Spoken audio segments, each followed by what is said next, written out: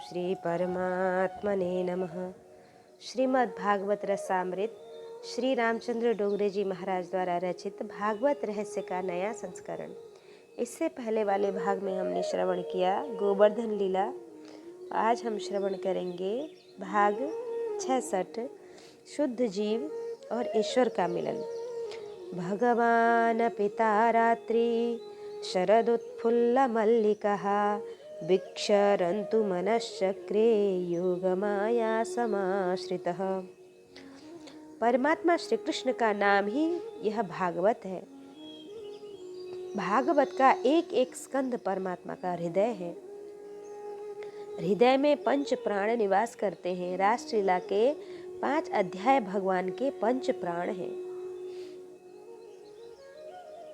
संतों ने माना है कि रासलीला भागवत का फल है। रासलीला की कथा गंगा किनारे हुई है। कथा करने वाले श्री सुखदेव जी महाराज हैं।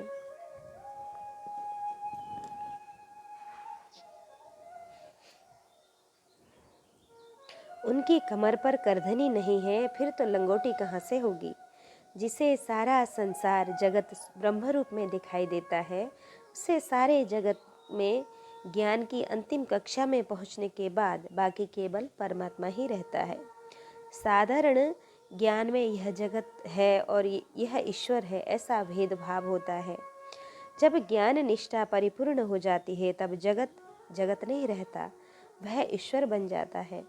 सुखदेव जी की ज्ञान निष्ठा परिपूर्ण है। पहले यह कथा आ गई है कि सुंदर देव कन्याएं और अप्सराएं सरोवर में स्नान करती हैं। उस समय श्री सुखदेव जी महाराज की आंखें खुली हैं। उनको आंखें खुली होने पर भी यह पता नहीं लगा कि कोई स्त्री स्नान कर रही है। उनका हृदय गंगा के समान अति शुद्ध है। स्नान करती हुई कन्याओं को ऐसा प्रतीत हुआ कि इस संत को सच्चा आनंद मिल रहा है। ये आनंद में कितने निमग्न है। यह हमारी भूल हुई कि पशु पक्षी जो सुख भोगते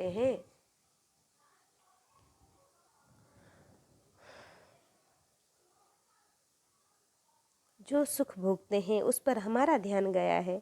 श्री सुखदेव जी के दर्शन से अप्सराओं को विलासी जीवन से घृणा हो गई थी। उन्होंने उनको कोई उपदेश नहीं किया था, केवल दर्शन ही हुआ था। जिनके दर्शन से काम का विनाश होता है, वे महापुरुष यह कथा सुनाने बैठे हैं। इस कथा के श्रोता वे राजा परीक्षित हैं, जिनकी मृत्यु अत्यंत नजदीक है। यदि रासलीला में काम सुख का वर्णन हो तो परीक्षित उसे कभी भी नहीं सुन सकते। सुखदेव जी महाराज कथा ही सुना सकते हैं, क्योंकि सुखदेव जी पूर्ण निष्काम हैं। रासलीला में स्त्री और पुरुष के मिलन की कथा नहीं है, बल्कि जीव ब्रह्मा के मिलन का वर्णन है। गोपी शब्द सुनने से प्रायः लोगों को स्त्री का शरीर दिखाई देता है। चीनी का करेला बनाया जाए तो वह देखने में करेला जरूर दिखाई देगा, उसमें कड़वापन नहीं होता। उसी प्रकार गोपियों का आकार कुछ स्त्री जैसा दिखाई देता है, किंतु उनमें स्त्रीत्व नहीं है। आचार्यों ने गोपी शब्द के अनेक अर्थ किए हैं। गोपायति श्री कृष्ण इति गोपी, अर्थात जिसके शरीर में श्री कृष्ण का स्वरूप गुप्त है, जिसके हृदय में श्री कृष्ण को छोड़ कुछ नहीं है, जो भगवद स्वरूप को ही अपने हृदय में रखता है, उसे गोपी कहते हैं। साधारण मनुष्य अपने मन में संसार को रखता है। मन में जो संसार रखता है वही रुलाता है, वही सताता है। तुम संसार में भले रहो, किंतु संसार को अपने मन में मत रखो। संत लोग संसार में रहते हैं, किंतु संसार उनके मन में नहीं आता। संत जन अपने मन में परमात्मा का स्वरूप स्थिर करते हैं। गोपी ने मन से सर्वस्व त्याग कर दिया और मन में परमात्मा का स्वरूप स्थिर कर लिया है। न तो गोपी नाम की कोई स्त्री है, न कोई पुरुष और न कोई स्त्री पुरुषोत्तर है। परमात्मा के दर्शन की, मिलन की तीव्र इच्छा गोपी को है। भागवत में ही गोपी शब्द का अर्थ परमात्मा को प्राप्त करने की तीव्र इच्छा बताया गया है। इस जीव को प्रभु के दर्शन की इच्छा ही नहीं होती। मनुष्य का मन ऐसा मैला है कि इसे संसार सरल लगता है। मनुष्य का मन संसार में उलझा हुआ है। इसे यह इच्छा नहीं होती कि मुझे भगवान का दर्शन हो। अथवा मुझे परमात्मा से मिलना है। प्रभु मिलन की तीव्र भावना ही गोपी है। आचार्यों ने गोपी शब्द का अर्थ इस प्रकार किया है, गोभी पीबती इति गोपी, अर्थात गोभी इंद्रिय भी शक्ति रसम पीवती, अर्थात जो प्रत्येक इंद्रियों से भक्ति रस का पान करता है। भक्ति अलौकिक दिव्य रस है। जो आँख से भक्ति करे, कान से भक्ति करे, मन से भक्ति करे, जीव से भक्ति करे, जो अपनी प्रत्येक इंद्रिय को भक्ति रस में डुबो दे, उसे गोपी कहते हैं। जब प्रत्येक इंद्रिय से भक्ति फूटती है तब देहाभिमान छूटता है। गो इंद्रियाणि पाति इति गोपः, अर्थात इंद्रियों को भक्ति रस से पुष्ट करना है। वासना का विनाश करने के बाद प्रेम मार्ग में प्रवेश मिलता है। प्रेम और मोह दोनों का आकार समान है, किंतु दोनों में बहुत अंतर है। मोह में सुख भोगने की इच्छा होती है, किंतु प्रेम मार्ग में प्रियतम के लिए सर्वस्व सुख का त्याग करना पड़ता है। मोह प्रेम मांगता है और प्रेम प्रेम देता है। प्रेम सारी वासना को नष्ट कर प्रतिकूल सारे विषयों में से इंद्रियों को हटाकर अनुकूल परमात्मा के प्रति अपने भावों को मोड़ता है। आचार्यों ने गोपी के अनेक भेद बताए हैं। नित्य सिद्ध्या, साधन सिद्ध्या, ऋषि रूपा, अनन्य पूर्वा, अन्य पूर्वा इत्यादि। रास लीला में स्त्री और पुरुष के मिलन की कथा नहीं है। न तो गोपी कोई स्त्री है और न श्री कृष्ण कोई पुरुष। श्री कृष्ण पुरुषोत्तम परमात्मा है, गोपी शुद्ध जीव है और रासलीला शुद्ध जीव तथा ईश्वर के मिलने की कथा है। यही भागवत का फल है। भागवत में वर्णन आता है, गोपियों के शरीर ने प्रभु का स्पर्श किया ही नहीं। जब शरीर का विचार किया जाता है तब शरीर का स्पर्श होता है, तभी काम पैदा होता है। गोपियों के शरीर ने परमात्मा का स्पर्श ही नहीं किया। मलमूत्र भरे हुए शरीर के साथ साधु संत भी रमण नहीं करते, फिर परमात्मा क्या मलमूत्र भरे हुए शरीर से क्रीड़ा करेंगे? परमात्मा का स्वरूप आनंदमय है। निराकार आनंद निराकार श्री कृष्ण के रूप में प्रकट हुआ है। हमारे शरीर में मांस रुधिर है। श्री ठाकुर जी का स्वरूप आनंदमय है। जीव को जो शरीर मिलता है वह पूर्व जन्म की वासना के अनुसार ही मिलता है। परमात्मा अपनी इच्छा से शरीर धारण करते हैं। निज इच्छा निर्मित तनु माया गुण गोपार। भगवान की तरह गोपियों का स्वरूप भी अलौकिक, अप्राकृतिक और दिव्य है। जिस शरीर में मल नहीं है, जिस शरीर में मूत्र नहीं, ऐसा गोपियों का शरीर भगवान का सतत ध्यान करने से भगवान जैसा दिव्य बन गया है। गोपियों का पंच भौतिक शरीर श्री कृष्ण वियोग में भस्म हो गया है। वियोग बहुत बड़ी अग्नि है। पतिव्रता स्त्री पतिदेव के परदेश में होने पर वियोग में व्यथित होती है। जिस प्रकार वियोग पतिव्रता स्त्री को पति की ओर मोड़ता है, उसी प्रकार भक्त भगवान के वियोग में अपने को भस्म कर देता है। गोपियों ने परमात्मा का अलौकिक दिव्य स्वरूप प्राप्त किया है। गोपियों को श्री कृष्ण के दर्शन के बाद प्रेम जगा है। प्रेम का आरंभ द्वैत से होता है, किंतु प्रेम की समाप्ति अद्वैत में होती है। आरंभ में प्रेमी और प्रियतम दोनों अलग होते हैं, किंतु अतिशय प्रेम बढ़ने पर ये दोनों अलग नहीं रह सकते और मिटकर एक हो जाते हैं। प्रेम का अर्थ है मैं मिटकर तू हो जाना। साधारण प्रेम में मैं और तू दोनों अलग हैं। अतिशय प्रेम बढ़ने पर मैं अलग नहीं रह सकता, वह तू में मिल जाता है। गोपियाँ अब श्री कृष्ण से अलग नहीं रह सकती। गोपियों का प्रेम अंतिम कक्षा में है, पहुँच गया है। रास लीला में गोपी और श्री कृष्ण एक हो गए हैं। यह अलौकिक दिव्य कथा है। भागवत परमहंसों की संहिता है। प्रत्येक अध्याय की समाप्ति पर लिखा है कि यह परमहंसों की संहिता है। परमहंस वह है जो परमात्मा के साथ एकाकार हो गया है। रास लीला की कथा सुनने के पहले 3 सिद्धांत ध्यान में रखने चाहिए। प्रथम यह कि यह रमण शरीर के साथ नहीं है। दूसरा, यह शुद्ध जीव ईश्वर की दिव्य लीला है। और तीसरा यह कि इसमें स्त्री पुरुष के मिलन की इच्छा नहीं है। गोपी में स्त्रीत्व है ही नहीं। कदाचित आप सोचेंगे कि महाराज, यह आप अपनी तरफ से बनाकर कहते हैं, यह भागवत में लिखा है। भागवत में यह भागवत में ही लिखा है। इसको वही समझ सकता है जो अच्छी तरह विचार करे और जिसे संस्कृत भाषा का ज्ञान हो। भागवत के श्लोकों से सिद्ध हुआ है कि गोपी में स्त्रीत्व रहा ही नहीं, क्योंकि सुखदेव जी ने गोपी का नाम लिया ही नहीं। अन्यहा कश्चिता नाम रूप की पूर्ण विस्मृति होने के बाद गोपी भाव जागता है। गोपी भाव एक सर्वोच्च भाव है। आत्मा तीनों शरीर से भिन्न है। बाहर से जो शरीर दिखाई दे रहा है उससे स्थूल शरीर कहते हैं। अंदर सूक्ष्म शरीर है जिसमें 5 ज्ञानेंद्रिय, 5 कर्मेंद्रिय, 5 प्राण, मन और बुद्धि, ये 17 तत्व होते हैं। सूक्ष्म शरीर में मन के अंदर अनेक जन्मों की जो वासनाएं होती हैं, उन्हीं के कारण उसे शरीर कहा गया है।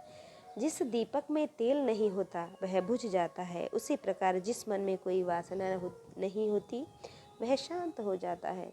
मन वासना से ही जीता है। बिना संकल्प के मन नहीं जी सकता। हमारे जैसे साधारण पुरुष यह कथा कहने के योग्य नहीं है और हमारे जैसे साधारण मनुष्य यह कथा सुनने के योग्य भी नहीं है। यह सर्वोच्च भाव है। मन के पूर्ण निष्काम होने के बाद अब गोपियाँ परमात्मा से अलग नहीं रह सकती। यह शुद्ध मिलन की कथा है। गोपियाँ ऋषि रूपा हैं। वेदाचार्यों ने गोपियों को अनेक प्रकार माना है। पूर्व जन्म के महान महान ऋषि गोपी बनकर आए हैं। ऋषि लोग हजारों वर्ष तक तपश्चर्या करते हैं, किंतु काम बहुत बलवान है, वह उन्हें सताता है। काम किसी को छोड़ता नहीं, किसी की परवाह नहीं करता। जंगल में रहकर कंदमूल, पान, फल और पत्ते खाने वाले को भी काम त्रास देता है, तो स्त्री को प्यार करने वाले की तो क्या दशा होती होगी। जंगल में रहने वाले ऋषियों को भी यह काम सताता है। बेचारे ऋषि थक जाते हैं। यदि काम शरीर से किसी प्रकार निकल जाता है तो भी बुद्धि में सोया हुआ होता है। ऋषि विचार करते हैं कि बुद्धि में से काम किस प्रकार बाहर निकालें। वही काम अब वे श्री कृष्ण को अर्पण करती हैं। यदि काम का विषय कोई स्त्री या पुरुष हो तो वह पतन करता है, और यदि परमात्मा उसका विषय हो तो जीव निष्काम बन जाता है। भुने और उबाले हुए बीज में से जिस प्रकार अंकुर नहीं फूट सकता, उसी प्रकार निष्काम परमात्मा को अर्पण किए गए काम से विकार उत्पन्न नहीं होता। काम के सकाम होने पर विकार वासना जागृत होती है और उसे निष्काम में रखने पर विकार वासना का विनाश होता है। सकाम का स्मरण करने पर काम जागृत होता है, किंतु निष्काम का चिंतन करने पर निष्काम बनना जा सकता है। गोपियाँ ऋषि रूपा हैं। उन्होंने निश्चय किया कि श्री कृष्ण को काम अर्पित करूंगी। काम एक कांटा है, कांटे को कांटे से ही निकालना पड़ता है। जंगल में चलते चलते यदि पैर में कांटा धंस जाता है तो उसे निकालने के लिए सुई कहाँ से मिलेगी। इसलिए पैर में जो कांटा धंसा था उसे दूसरे कांटे द्वारा निकालने के बाद दोनों कांटे फेंकने पड़ते हैं। काम एक कांटा है, इसका विनाश काम से ही करना है। यह तुम इच्छा रखो कि भगवान से मिलना है। विचार करो कि तुम्हें किसी मनुष्य से मिलने पर सुख मिलता है, तो यदि भगवान से मिलो तो कैसा आनंद प्राप्त होगा। जो एक बार परमात्मा से मिलता है वह उससे अलग नहीं हो सकता, वह परमात्मा के साथ एकाकार हो जाता है। ऋषि रूपा गोपियाँ काम को श्री कृष्ण को अर्पण करती हैं। बड़े बड़े ऋषि गोपी बनकर आए हैं। गोपियाँ 4-5 वर्ष की थीं, तभी से उनकी इच्छा है कि श्री कृष्ण उनके पति हों। इसके लिए गोपियों ने उन दिनों में कात्यायनी व्रत किया था। हेमंते प्रथमे मासी नंद ब्रज कुमारिकः चेरुर्हविष्यहं भुञ्जानः कात्यायन्यर्च न व्रतम। ऋषि रूपा गोपियों के लिए भागवत में कुमारिका शब्द प्रयोग किया गया है। संस्कृत भाषा में 4-5 वर्ष की कन्या को कुमारिका कहा जाता है। 5 वर्ष पूरा होने पर 6ठा वर्ष लगते ही कन्या कुमारिका नहीं कही जाती। ये गोप कन्याएं 4-5 वर्ष की ही हैं और आशा रखती हैं कि श्री कृष्ण पति होकर मिले। 4-5 वर्ष की कन्या को भला क्या खबर पड़े कि पति क्या है और पत्नी क्या। श्री कृष्ण पति रूपा में मिले, ऐसी अपेक्षा रखने का अर्थ यह है कि मेरा संबंध किसी जीव से न हो। मुझे परमात्मा से मिलना है और परमात्मा के साथ एकाकार बनना है। ये कन्याएं अविषयान्न का भोजन करती हैं, यमुना जी में स्नान करती हैं, रेती से पार्वती जी की मूर्ति बनाती हैं। पार्वती ब्रह्म विद्या का स्वरूप है, वह परमात्मा से मिलन कराती हैं।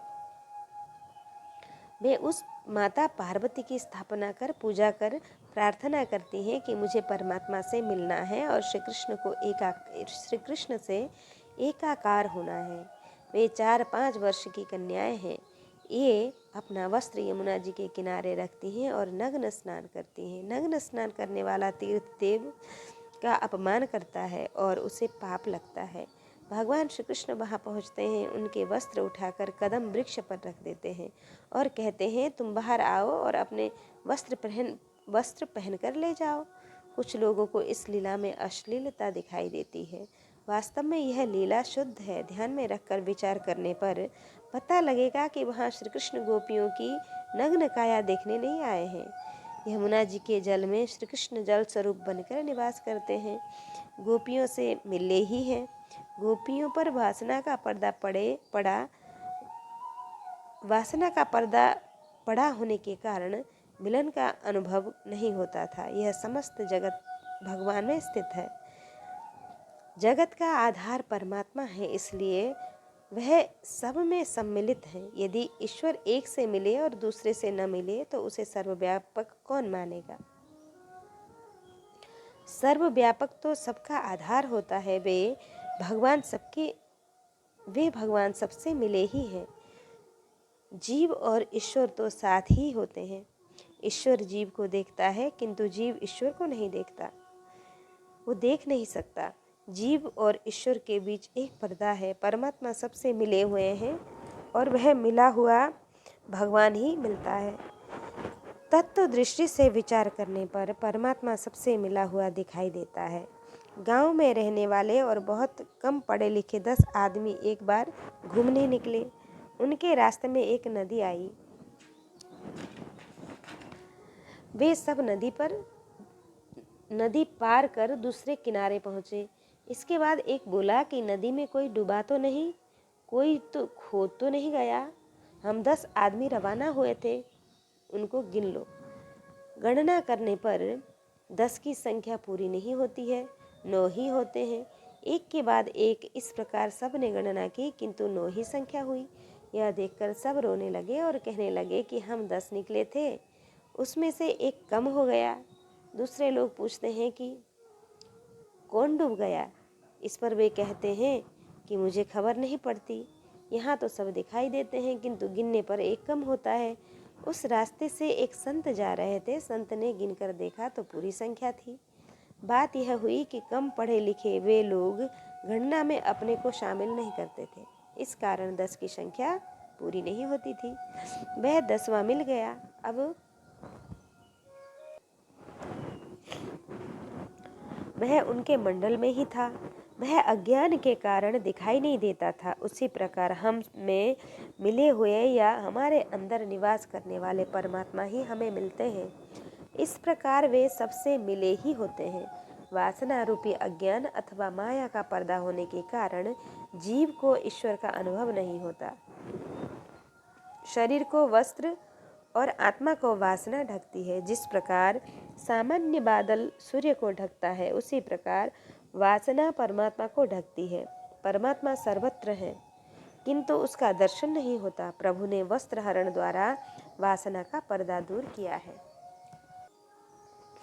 जप करने से, तप करने से, सत्कर्म करने से इंद्रियों में से काम निकलता है, किंतु बुद्धि में स्थित काम सद्गुरु दूर करते हैं। सद्गुरु परमात्मा के दर्शन कराते हैं। इसलिए क्या वह दूर देश में किसी स्थल पर रहने वाले परमात्मा का दर्शन करते हैं? वास्तव में ईश्वर तो जीव के साथ ही होते हैं, किंतु माया के पर्दे के कारण उस जीव को ईश्वर का अनुभव नहीं होता। सद्गुरु माया का आवरण दूर करते हैं। सद्गुरु भी भगवान है। सद्गुरु भी भगवान ही है। मनुष्य चाहे ज्ञानी हो या बुद्धिमान हो, किंतु बुद्धि से काम नहीं निकालता। जब कोई महापुरुष कृपा करता है तभी काम निकलता है और तभी जीवात्मा को परमात्मा का अनुभव होता है। प्रभु ने गोपियों का वासना रूपी पर्दा दूर किया है और गोपियों से कहा है, यह तुम्हारा आखिरी जन्म है, तुम शरद पूर्णिमा की रात्रि को मिलना, फिर तुम्हें जन्म लेने का अवसर नहीं आएगा। गोपियों की संख्या अधिक है, किंतु उनमें सबको रास में प्रवेश नहीं मिला है। जिसका अंतिम जन्म है, जिसकी वासना का पर्दा प्रभु ने दूर किया है और जिस जीव को परमात्मा ने अपनाया है, वही जीव रास में आता है। यह लीला दिव्य है, मधुर है। भागवत के टीकाकार श्रीधर स्वामी ने अपनी टीका में लिखा है कि भागवत परमहंसों की संहिता है। परमहंस निवृत्त प्रधान होते हैं। निवृत्ति धर्म का एक फल है, आत्मा और परमात्मा का मिलन है। श्री श्रीधर स्वामी ने रासलीला को काम विजय लीला या मदन मानभंग लीला कहा है। रासलीला श्री कृष्ण का काम विजय है। ब्रह्मादि देवों का पराभव करने से कामदेव का अभिमान बहुत बढ़ गया है। अब वह अपने को ईश्वर समझने लगा है। काम का नाम ही महारथी है। अनेक देवों और ऋषियों को मारने से जिस कामदेव का अभिमान बढ़ गया है, वह श्री कृष्ण से युद्ध करने आया है। कामदेव कहता है कि मैं इस बात को भूला नहीं हूँ। यह मुझे याद है कि आपने रामावतार में मुझे हराया है। रामावतार में कामदेव ने अनेक बार ऐसा अवसर उपस्थित किया है जिससे राम जी की आंख में अथवा उनके मन में विकार उत्पन्न हो, किंतु वे तो निष्काम हैं। कामदेव ने कहा कि रामावतार में मेरी हार हुई है, किंतु मेरे मन में संदेह रह गया है। रामावतार में आपका नियम था कि किसी स्त्री का स्पर्श न करूंगा, प्रत्येक स्त्री में मातृभाव रखूंगा। आपने मर्यादा में रहकर मुझे हरा दिया।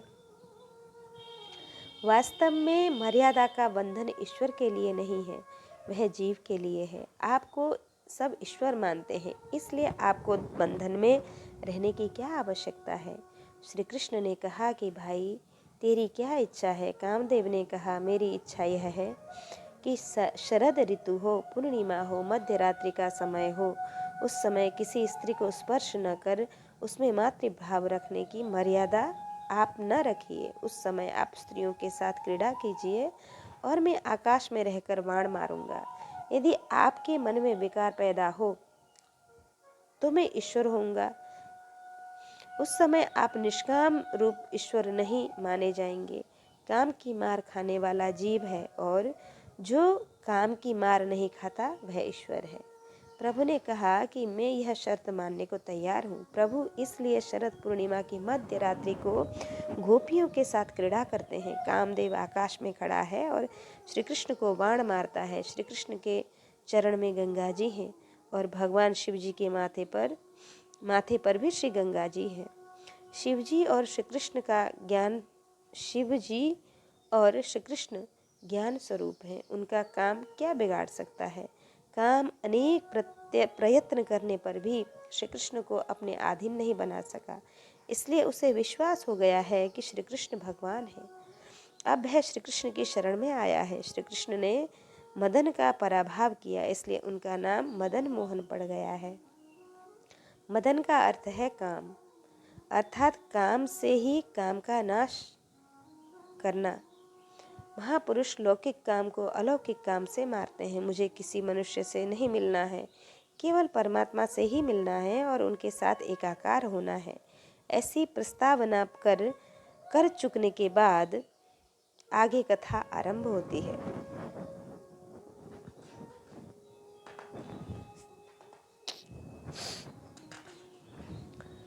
प्रभु ने गोपियों से कहा था, तुम्हारा यह अंतिम जन्म है, मैं तुमसे शरद पूर्णिमा की रात को मिलूंगा।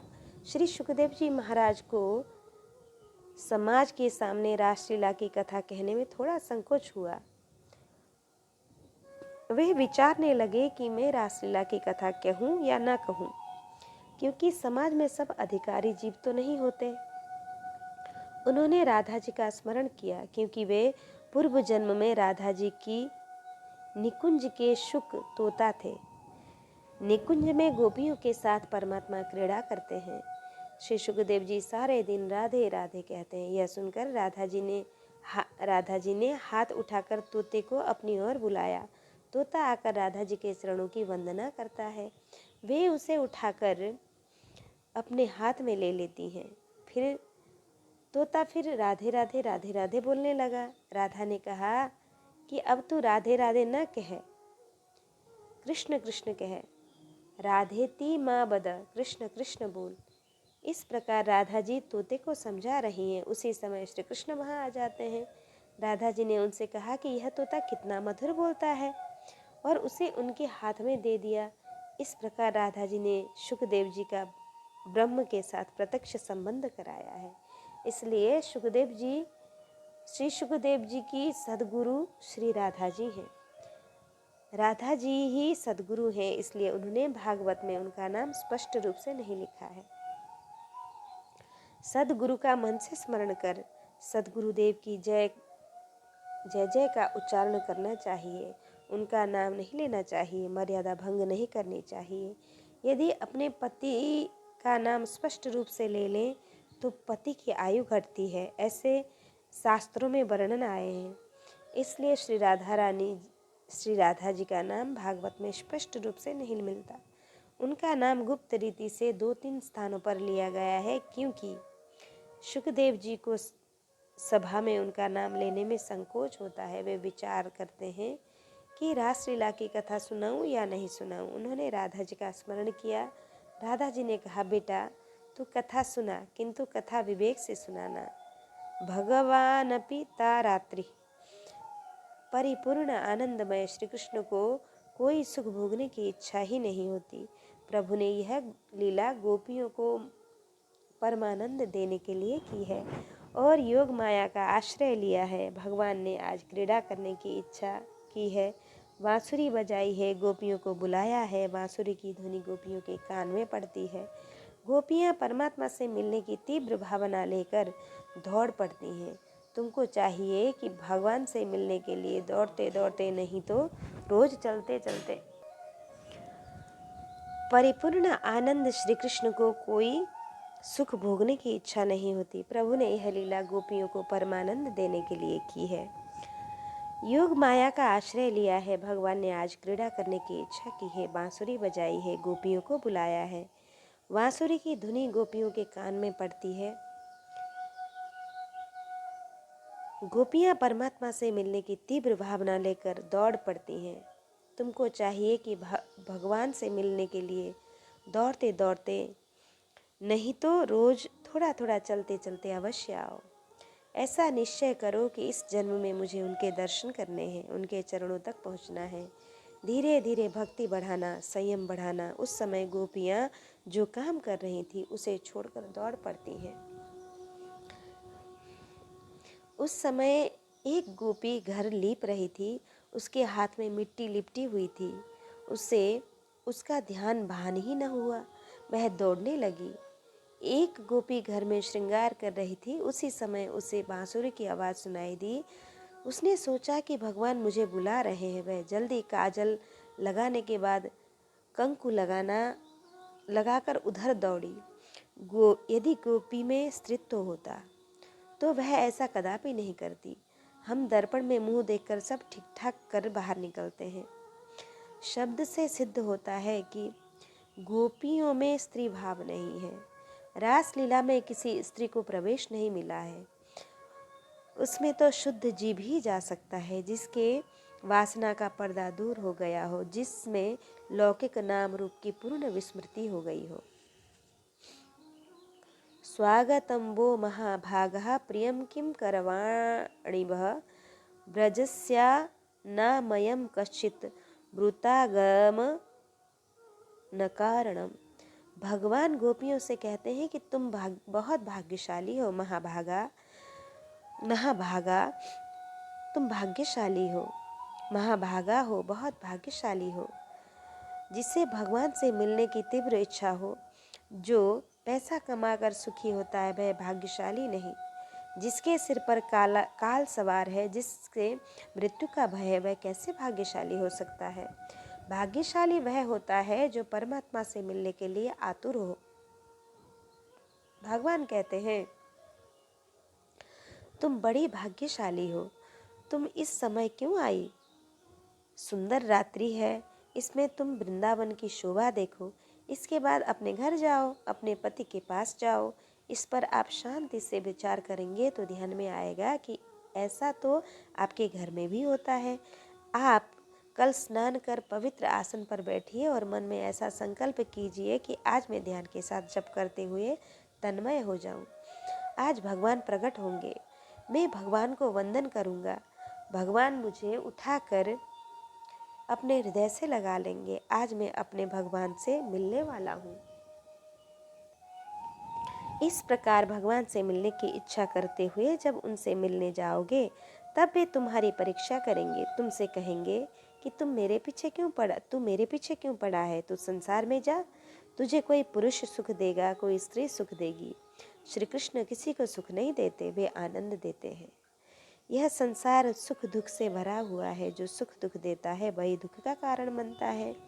यह न सुख है न दुख है, श्री कृष्ण आनंदमय है, सभी को आनंद देते हैं। उन्होंने गोपियों से कहा कि तुम्हें सुख तुम्हारे पति देंगे, तुम उनके पास जाओ। गोपियाँ कहती हैं कि जिसे सुख की इच्छा है वह पति या पत्नी के साथ जाएगा, जिसे सुख की इच्छा नहीं है वह परमात्मा के पास आता है। हमें कोई सुख नहीं चाहिए। श्री कृष्ण गोपी वृंद को स्त्री धर्म समझाते हैं और घर जाने की आज्ञा देते हैं। दुशीलो दुर्भगो वृद्धो जड़ो रोग्य धनो पिवा पति स्त्रीभिर्न हातव्यो लोकेप्सु भीरपातकी। गोपी से कहा है कि पति रोगी हो, दरिद्र हो तो भी उसमें परमात्मा की भावना रखकर सेवा करने से स्त्री का यह लोक सुधरता है और परलोक भी सुधरता है। रात्रि में तुम क्यों बाहर आती हो? तुम्हारा पति तुम्हारी प्रतीक्षा करता होगा। पति में परमात्मा की भावना रखो। श्री कृष्ण ने गोपियों को घर जाने की आज्ञा दी। शास्त्र में लिखा है कि पुरुष को जल्दी मुक्ति नहीं मिलती, किंतु स्त्री को भगवान जल्दी मिल जाते हैं। स्त्री को भगवान के लिए इधर उधर भटकने की आवश्यकता नहीं है, उसका हृदय कोमल होता है। यदि स्त्री घर के एक एक जीव को ईश्वर भाव रखकर उसकी सेवा करे और भगवान का स्मरण करे तो उसे अनायास ही मुक्ति मिल जाती है। उसका पूरा फल उसे अकेले ही मिलता है। पुरुष अपने व्यवसाय में जो पाप करता है उसका पूरा फल उसे अकेले ही भोगना पड़ता है। यदि वह पैसे से कोई दान पुण्य करे तो उसमें स्त्री का भी आधा भाग होता है। जो स्त्री अपने पति में परमात्मा का भाव रखकर उसकी सेवा करती है उसे ही पुण्य मिलता है। भगवान गोपियों से कहते हैं, स्त्री का इधर उधर भटकना ठीक नहीं है, फिर तुम सब क्यों इधर उधर भटक रही हो? गोपियाँ उसका उत्तर देती हैं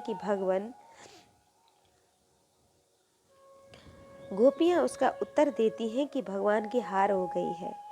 श्री कृष्ण की कभी हार नहीं हुई है, किंतु गोपियों से बातचीत करने में भगवान की हार हो गई है। गोपियों का एक एक शब्द दिव्य है।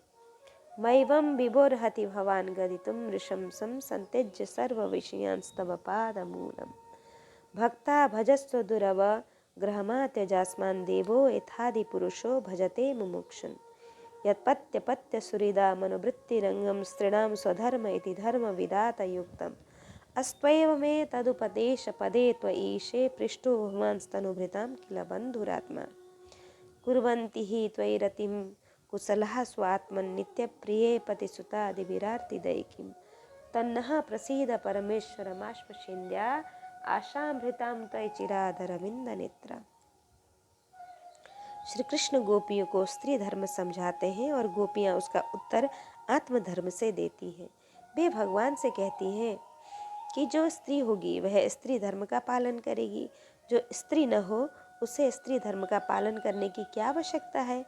मेरा मन रिक्त है, मैंने अब सबका त्याग कर दिया और स्त्रीत्व का भी त्याग कर दिया है। गोपी वृंद में स्त्रीत्व नहीं है, वे संत्यज्य सर्व विषयान समझकर सब कुछ छोड़ चुकी हैं। श्री कृष्ण के बिना सब कुछ दुख रूप है, ऐसा समझकर जो बुद्धि पूर्वक त्याग किया जाए वह सच्चा त्याग है।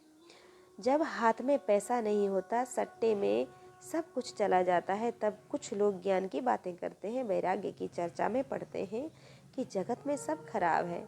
जब उनके हाथ में पैसा था तब तो उनकी अक्ल ठिकाने न थी, और अब त्याग की बातें करते हैं। अज्ञान पूर्ण त्याग है करते हैं। गोपियाँ सब बातें समझकर त्याग करती हैं। खाना न मिलने पर भी भिखारी एकादशी की बात करे तो उचित नहीं है। वास्तव में उसे खाना नहीं मिला है, इसलिए उसने भोजन का त्याग कर दिया। गोपियों ने कहा कि हमारे लिए यह बात नहीं कही जा सकती, क्योंकि हमने खूब समझकर सब कुछ छोड़ दिया है।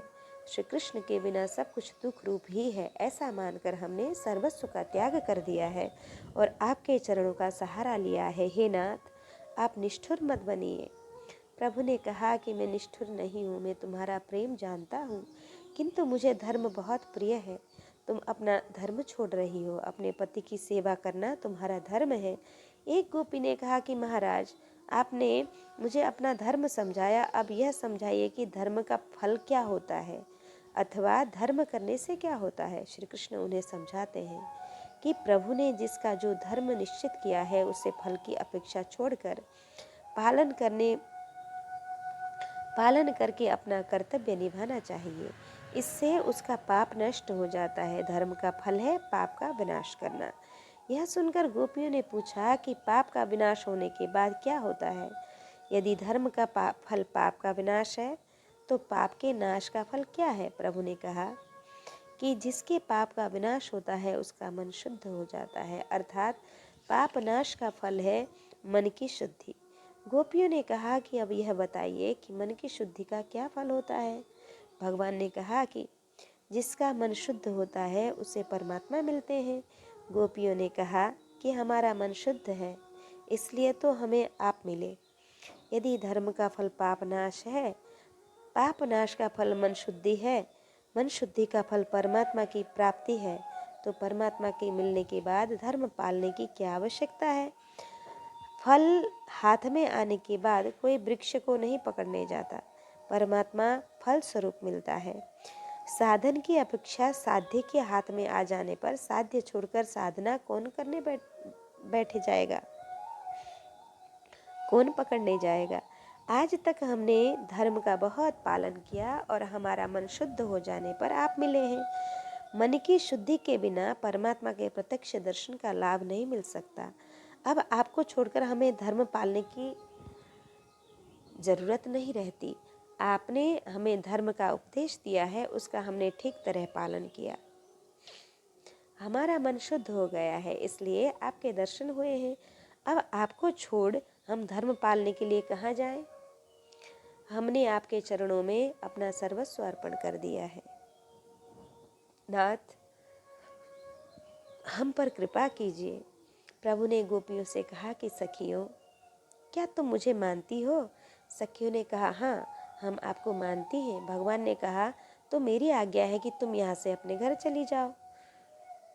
नौकर का अधिक बोलना अच्छा नहीं माना जाता। नौकर का एक ही धर्म है कि वह मालिक की आज्ञा का पालन करे।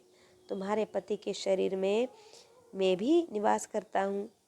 क्या मैं यहाँ जो खड़ा हूँ उतना ही हूँ, ऐसा समझती हो? मैं सबका आधार हूँ। तुम अपने पति के शरीर में विराजने वाले परमात्मा से मिलो। यह सुनकर गोपी ने बहुत सुंदर जवाब दिया। पति के शरीर में परमात्मा है और पत्नी के शरीर में जो परमात्मा है वह माया से ढका हुआ है। पति पत्नी में विद्यमान परमात्मा वासना के स्पर्श से दूषित होता है। आप वासना रहित शुद्ध परमात्मा है, पूर्ण निष्काम है। मैं वासना का पर्दा फेंक कर यहाँ आई हूँ, पूर्ण निर्वसन होकर आई हूँ।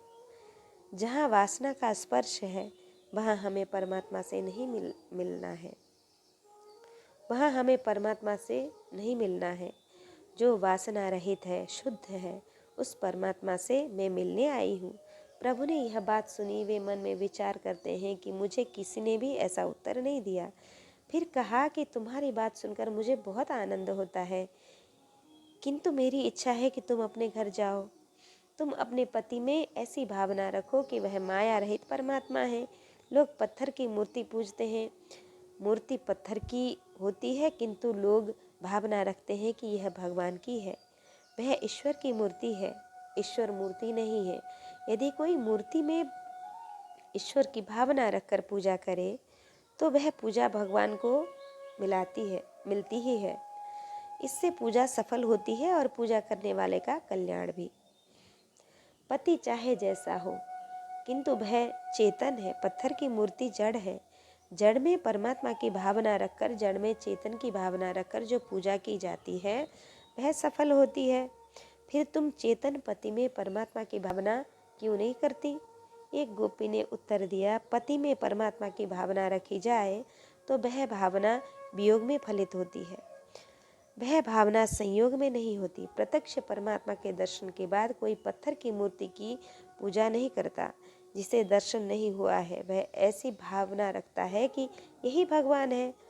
जब तक आपके दर्शन नहीं हुए थे तब तक हम सब में आपकी ही भावना करते थे। जब अब आपके दर्शन हो जाने पर आपको छोड़कर हम भावना सिद्ध करने के लिए कहाँ जाएं? परमात्मा ने कहा, मेरी आज्ञा है कि तुम अपने घर जाओ। गोपियों ने कहा कि हम आपकी आज्ञा मानकर घर तो जाएं, किंतु हमारा मन जो आपके पास है उसे वापस दीजिए। परमात्मा ने कहा, तुम्हारा मन तो मुझ में मिल गया है। परमात्मा में मन मिलने के बाद उसे परमात्मा भी अलग नहीं कर सकते। जो मन भगवान को अर्पण किया जाता है वह उसमें मिल जाता है, उसे भगवान भी अलग नहीं कर सकते। एक गोपी बोली, जहाँ मन मिलता है वहीं आत्मा स्थिर हो जाती है। हे नाथ, ऐसा मत कीजिए। एक ब्राह्मण ने 6 महीने तक समुद्र देव की पूजा की। इससे समुद्र देव प्रसन्न हुए और वरदान मांगने को कहा। ब्राह्मण ने वरदान मांगा, महाराज, मैं घर से जो जल ले आया और तुम्हें अर्पित किया उसे मुझे वापस कर दो। वरुण देव ने कहा, वह जल तो मुझ में मिल गया, अब वह वापस नहीं मिल सकता। जैसे समुद्र वह जल अलग नहीं कर सकता, वैसे ही परमात्मा में समाया गया मन ईश्वर भी अलग नहीं कर सकते। प्रभु ने कहा, सखियों, तुम्हारे वचन बड़े सुंदर हैं, तुम्हारी इच्छा क्या है? गोपी कहती है, सिंचांगनस्तदधरा मृतपूरकेण हासावलोक कलगीत जरिक्षयाग्नि नोचेत वयम विरहजाग्नुपयुक्त देहा ध्यानेन याम पदयोः पदवीं सखेते। मुझे अधरामृत दीजिए, मैं अधरामृत लेने आई हूँ। भागवत समाधि भाषा का ग्रंथ है। अधरामृत का अर्थ भागवत में 1-2 स्थानों पर ऐसा किया गया है, इतर राग विस्मरणम, यानी जहाँ जगत नहीं है, जहाँ मैं नहीं हूँ, जहाँ केवल परमात्मा ही विराजमान है, उस परमात्मा के साथ में एकाकार हो जाऊं। परमात्मा के साथ एकाकार होने का अर्थ जगत की स्मृति है। मुझे ऐसी ही अधरामृत दीजिए। गोपी अधरामृत मांगती है, मुझे ऐसा ज्ञानामृत दीजिए। पृथ्वी ही धरा है, धरती इति धरा। संसार के विलासी जीव को धरामृत का भोग करते हैं और अमृत पीने पर मृत्यु होती है। धरामृत इति न भवति ते इति अधरामृतम। ऐसा ज्ञानामृत दो कि मैं एक क्षण भी श्री कृष्ण से दूर न हूँ। ऐसा अधरामृत दो कि आप नित्य संयोग प्राप्त हो, यानी जहाँ जगत नहीं, जहाँ केवल परमात्मा है। गोपी अब श्री कृष्ण से अलग नहीं रह सकती, उसे अब श्री कृष्ण का वियोग असह्य है। रासलीला में गोपी श्री कृष्ण का रूप ग्रहण करती है। वह कहती है, मुझे ऐसा अधरामृत दीजिए, उसे ही पीने के लिए मैं यहाँ आई हूँ। श्री कृष्ण ने कहा, तुम्हें तो अधरामृत लेने की इच्छा है, किंतु यदि मेरी इच्छा अधरामृत देने की न हो तो मुझे अधरामृत नहीं देना है, तुम यहाँ से अपने घर चली जाओ।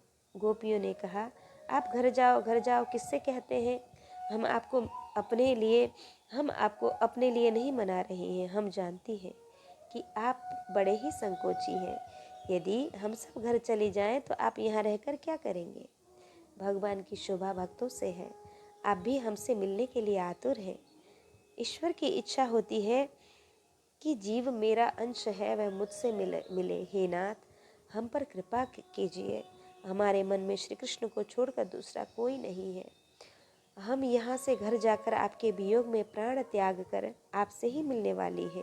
अंतिम उपाय तो हमारे हाथ में है ही, अर्थात हम अपने प्राण छोड़कर आपसे मिलने ही वाली हैं, किंतु उसका कलंक आपको न लगने पाए, आपकी अपकीर्ति न हो, इसलिए हम आपको मना रही हैं।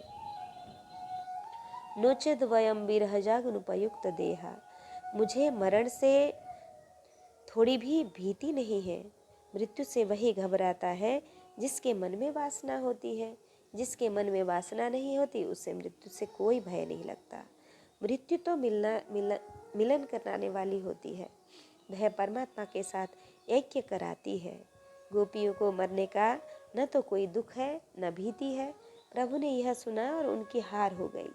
भगवान विचार करने लगे कि इन गोपियों में कितनी आतुरता है। मैं इनसे मिलूं और मिलन क्रम में जिसकी अंतिम बारी हो वह कदाचित अपने प्राण छोड़ दे तो। इसलिए श्री कृष्ण ने जितनी गोपियां थी उतने स्वरूप धारण कर यह अनुभव कराया कि मैं तेरे साथ ही हूँ। हजारों वर्षों से भगवान से बिछड़ा हुआ एक जीव प्रभु के पास आया है और भगवान उसे भुजाओं में भरकर आलिंगन देते हैं। गोपी और श्री कृष्ण का यह मिलन जीव ईश्वर का मिलन है। इस समय अंशी और अंश एक हो गए हैं। गोपी के हाथ में भगवान आ गए हैं। वे इस बात से मगन हैं कि मुझे परमात्मा मिले हैं। इससे उन्हें अत्यंत आनंद हुआ। आज भगवान को भी आनंद हो रहा है कि मुझसे बिछड़ा हुआ अंश आज मुझे मिला है। रास में संगीत, साहित्य और नृत्य तीनों का समन्वय हुआ है। गोपियाँ आनंदातिरेक में नाच रही थी। उन्हें देखकर श्री कृष्ण ने भी ताल का अनुसरण करते हुए नाचना शुरू कर दिया। श्री सुखदेव जी महाराज ने दर्शन करते करते कहा है, यह लीला खुले मैदान में हुई है, यह दरवाजा बंद करके नहीं की गई। श्री कृष्ण ने वृंदावन में खुले मैदान में यह लीला की है। प्रत्येक गोपी के साथ श्री कृष्ण का एक स्वरूप है। मध्य में राधा माधव है। उस समय ब्रह्मादिक देव इस लीला के दर्शन करने आए। ब्रह्मा जी ने विचार किया कि यह लीला शुद्ध है तो, किंतु विचार से कुछ लोग विरुद्ध है। गीता जी में भगवान ने कहा है, मेरा अवतार धर्म रक्षण के लिए होता है। वास्तव में इस मिलन में कोई विकार नहीं है, कोई वासना नहीं है, बिल्कुल निष्काम शुद्ध है। फिर भी लोग विरुद्ध हैं। इस प्रकार स्त्रियों के साथ नाचना कूदना अधर्म है। इससे ब्रह्मा जी को थोड़ी शंका हुई। श्री कृष्ण तो ब्रह्मा जी के मन में विराजमान है, अंतर्यामी है। श्री कृष्ण को ज्ञात हुआ कि ब्रह्मा जी की भावना कुछ बिगड़ी है। मैंने उसे धर्म का मर्म समझाया, किंतु आज वह मुझे समझा रहा है। प्रभु ने अब ऐसी लीला की कि गोपी को छाती से लगाकर आलिंगन किया और उसे आत्मस्वरूप दान किया। अब साड़ी पहनने वाली कोई गोपी नहीं रह गई, सभी पीताम्बरधारी कृष्ण बन गई। अब श्री कृष्ण के साथ श्री कृष्ण की क्रीड़ा हो रही है। शुद्ध जीव जब अब ब्रह्म रूप बन जाता है। ब्रह्म के साथ विलास करने का नाम रास है। यदि सजातीय से मिले तो धर्म मर्यादा का भंग नहीं होता। विजातीय का सजातीय से मिलना यह भले ही धर्म भंग हो। यह तो सयुजा सखाया अर्थात आत्मा का अंश परमात्मा को मिला। यह लोग विरुद्ध नहीं हो सकता, न तो धर्म विरुद्ध है। यह तो स्वयं धर्म का फल है। ब्रह्मा जी को दर्शन हुआ कि साड़ी पहनने वाली कोई गोपी है ही नहीं, सभी पीताम्बरधारी श्री कृष्ण है। तब उन्हें विश्वास हुआ कि यह मिलन लोक विरुद्ध नहीं है, यह अति शुद्ध है। ब्रह्मा जी साष्टांग वंदन करते हैं और रास बिहारी लाल की जय जयकार करते हैं।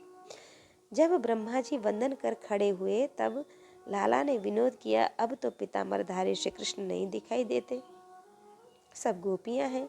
श्री कृष्ण एक बार दर्शन कराते हैं तो सब श्री कृष्ण ही हैं, उनके सिवाय कोई अन्य नहीं है। अब जो दर्शन कराते हैं उनमें कोई पीताम्बरधारी श्री कृष्ण है ही नहीं, सभी साड़ी पहनने वाली गोपियां ही हैं। यह पूर्ण अद्वैत की कथा है।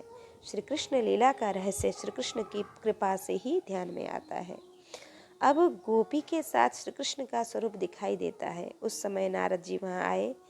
उनकी इच्छा हुई कि यदि मैं अंदर जाऊं तो क्या भगवान मुझे आलिंगन देंगे। मुझे परमात्मा से मिलना है, लेकिन इधर तो सखियों का पहरा है।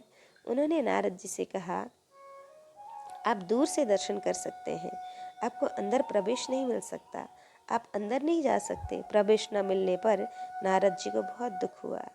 उनको मन में ऐसा आया कि ब्रह्मा जी का पुत्र होकर मैंने बड़ी भूल की। मैं यदि गोपी हुआ होता तो मुझे अंदर प्रवेश मिलता। अब नारद जी श्री राधे कहकर रोने लगे। इस पर राधा जी को दया आ गई। श्री धाम वृंदावन में यदि कोई जीव रोने लगे तो श्री राधा जी वहाँ तुरंत पहुँच जाती हैं। आनंदमय वृंदावन में कोई रोता नहीं है, वहाँ तो ब्रह्मा भी नाचते हैं। राधा जी नारद जी से पूछने लगी, नारद तू क्यों रोता है, तुझे क्या हो गया। उस समय नारद जी ने हाथ जोड़कर कहा, मुझे अंदर आना है किंतु ये सब रोकती हैं। राधा जी की आज्ञा मिल गई। नारद जी राधा कुंड में स्नान कर रहे हैं। उससे उनमें अलौकिक गोपी भाव पैदा हो जाता है और नई नारदी गोपी उत्पन्न हो उठती है। अब नारद जी ने पुरुषत्व के अभिमान का त्याग किया है, क्योंकि किसी पुरुष या स्त्री को रास में प्रवेश नहीं मिलता। राधा जी इस नई सखी को श्री कृष्ण के पास ले जाती हैं। श्री कृष्ण नारदी सखी का आलिंगन करते हैं।